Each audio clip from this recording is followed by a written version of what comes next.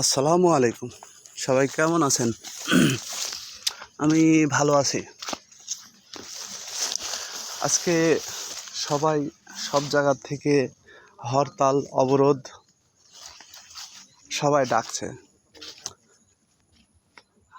আর চাষি মহল আছে সেই হরতালকারীদের হোক এবং হরতাল না সমর্থনকারীদের হোক, সবার খাবার জোগানের ধান্দায়।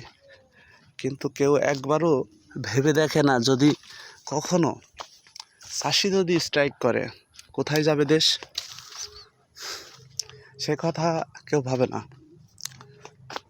কিন্তু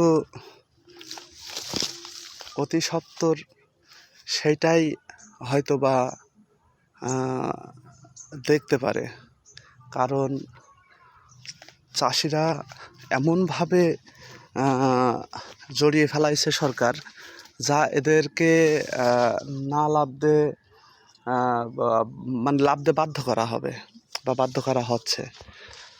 তাছাড়া তো উপায় নেই, কারণ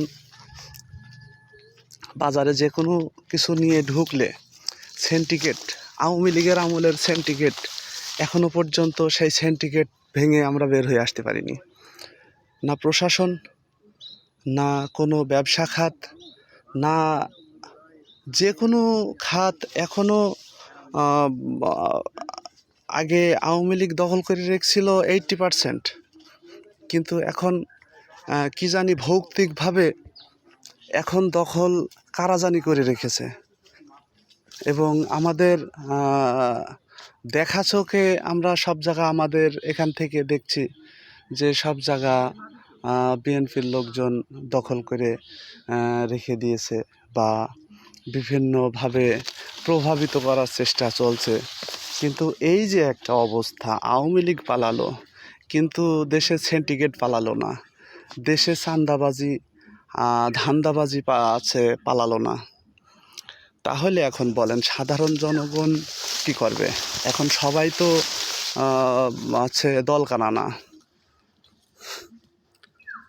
সবাই তো আর দলকানা না। দেশকানা লোকগুলো কোথায় যাবে?